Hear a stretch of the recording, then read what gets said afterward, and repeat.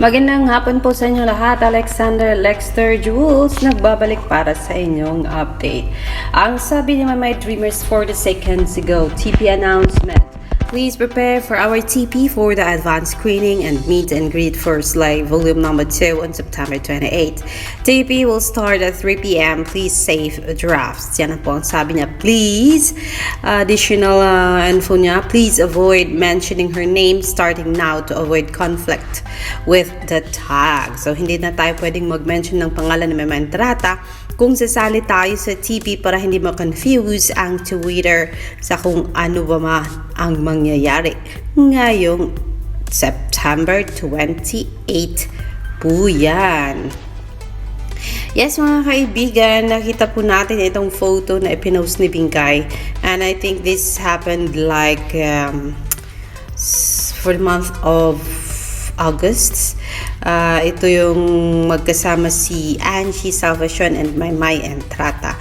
And napaka-cute ni Merydale. Dito mga kaibigan, let's get some photo of those. Hello Tungski Barber, we slay with you Mayward. Yan ang sabi ng supporter ni Maymay at saka ni Edward na si Ninen Serendipity. Pero kung pupunta kayo ng Instagram, naku, si Darla nag-block ng someone. Kung punta kayo ng Instagram guys, makita nyo na nag-post itong si Edward John Barber. Ano bang ipinost ni Edward John Barber mga kaibigan? It is about, let me see one more time, where is it? Where is it? Edward John Barber. Ito po ay paukol sa post.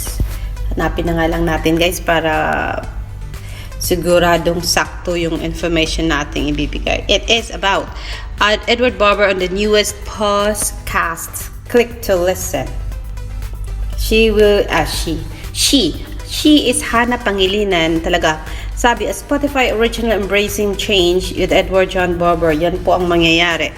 And so si Edward Barber, makakasama niya si Hana Pangilinan. Ano ba kasi yung podcast? Kasi hindi natin alam. Check this out. A change is good or a bad thing. Embracing change with Edward John Barber and Hana Pangilinan. Yan po ang pagkakatabayanan natin.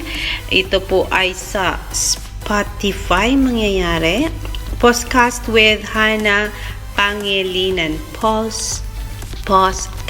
Yun po ang nakalagay. Pero yes mga kaibigan, whatever that is, for sure masaya ang mga followers ni Edward John Barber with this big news for now. Akala natin matapos yung gig ni Edward doon sa Awit Awards, but then hito siya, syempre na-appreciate na yan ng mga malalaking tao sa industriya ang kakayanan ni Edward to host a show kahit siya nga lang mag-isa.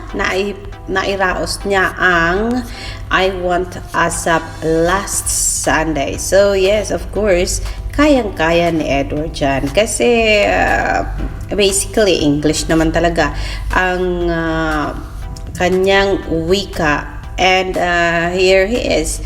Learned so much from mga friends niya. Marunong na talaga siyang mag-Tagalog. Talagang fluent na. Kahit yung intonation ba? Tama yung diction ay talagang kuhang-kuha na ni Edward John Barber. Kung kaya, sakto at bagay si Edward mag-hosts ng mga events at ng mga program. Pero yes, ito mga kaibigan na bash na naman si Mama Entrata. Let's go back to the post na ipinost ng kanyang kamag-anak na si Princess Wilma Tanaka. And she posted sa Instagram kasi that Mama is about to start a business. And that business ay a first step pa lang ni Maymay towards achieving more. And syempre, nakita ito ng mga kasamahan nating vlogger, mga kaibigan. And so, kilala nyo naman siguro si Miss O. Ang nakalagay kasi kay Miss O, Maymay businesswoman na. And the other one is Maymay mayaman na, blessed na. Kasi nga, artista na, businesswoman pa, business-minded. And so, yeah, syempre, narito si basher ni Maymay nagsasabi, aba, iba, mayaman na pala talaga itong Maymay Entrata kasi nag-aaral sa abroad, nakagawa ng bahay. Eto, nag-umpisa na ng business. Aba, sabi nila, parang they are doubtful kung saan nanggaling ang pera ng isang Maymay Entrata. Naku, Naku, ikaw, ang pangalan nun kasi ay si... Kailangan ko bang pangalanan, guys? Parang ayaw kong pangalanan. But then anyways, yun na nga ang sabi niya. Kung ako sa iyo, mag-isip ka. Maymay Entrata. Ang daming pera niyan sa TikTok, guys. Ang TikTok niya, milyon-milyon ang views. And heto siya, ang kanyang YouTube channel. Kumikita din siya sa dami ng kanyang mga followers. At marami na rin ang mga views sa kanyang mga uploads sa video niya sa YouTube. And then, hindi lang dyan natapos. Kaliwat kanan ang kanyang mga paid ads sa kanyang Instagram and even sa kanyang Facebook account.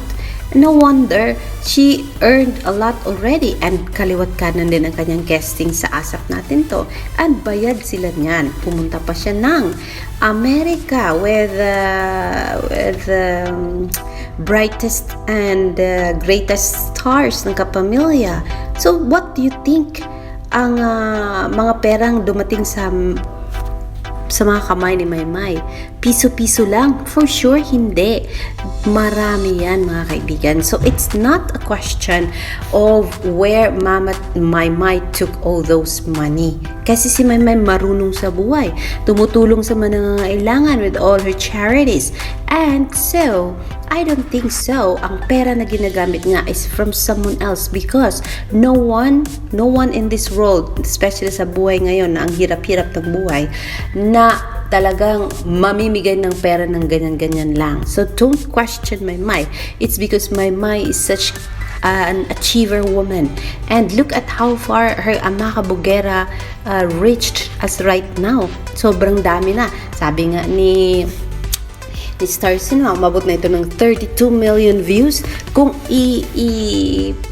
paghalo-halo nila ang Spotify views ni Maymay and tawag dito, YouTube views niya from Amaka Bugera alone. So, don't question as to saan nanggaling ang pera ni Maymay, guys. Kung sino ka mang basher ka. Kasi si Maymay ay matyaga, hardworking, dedicated sa trabaho, at marunong humawak ng pera. So, yan lang muna ang masasabi ko for now. It's just like, umangat ang kilay ko nung makita ko yung sabi niya, saan nanggaling ang pera ni Maymay? Yan, parang kinwestiyon niya ang mga bagay na yan. Let's talk about more about that tomorrow, guys. It's because it's home time now and I have to go, and I'm sad na hanggang dito na lang muna, and I think it's a very long upload na naman. But then, yes, panaminan mo yan. Kung sino kang basher ka, wag kang ganyan. Mag-isip ka saan ang galing ang pera ni Maymay. Kasi sa daming projects ni Maymay, imposibleng hindi siya nakaipon ng mga pera. Kaya ikaw, magtrabaho ka na lang para sa sarili mo. Huwag nang mainggit. Kasi pag nainggit ka, masasaktan ka at mambabash ka. Magkakasala ka pa. And it's not good for us as human being. Okay? Be kind to people and be nice to people. Para, sabi na nga, reap what you sow. Ito ka ngayon, for sure, ibabash ka na naman ng iba. Okay? So, God bless your soul, whoever you are, basher. And hope ma-realize mo what you've been done and what you've been doing, and check yourself, and don't eye on someone's life, eye on your own life for a better way of living, para makatulog ka ng maganda sa gabi, hindi yung takot kang matulog, baka multuhin ka. Charot! Yan na lang muna, Alexander Lexter Jules. I will see you for more later, mga Kamayward, Kamaymay Solids, and Edward John Barber Solids. Magandang hapon po sa inyong lahat. Bye-bye for now.